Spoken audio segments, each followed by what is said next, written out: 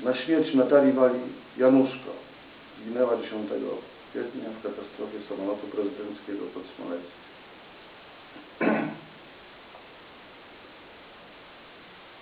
Znowu lichtarz urody postawisz w lustrze.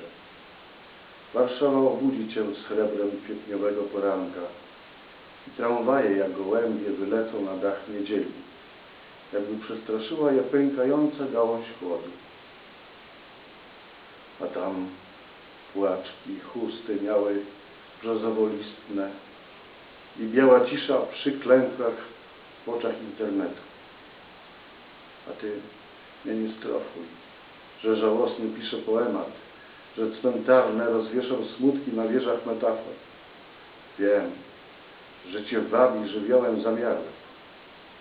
Słyszę, dzwony łukają, rozwieszają płótna czerni.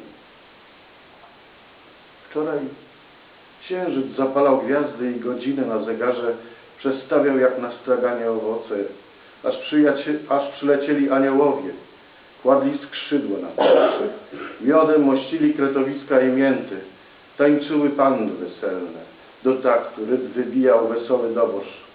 Słowo do słowa biegło jak jaskółka z wiadomością o powracającej wiośnie.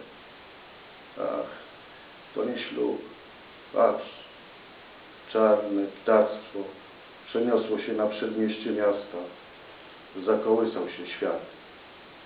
Na złej fali przewróciła się łódź.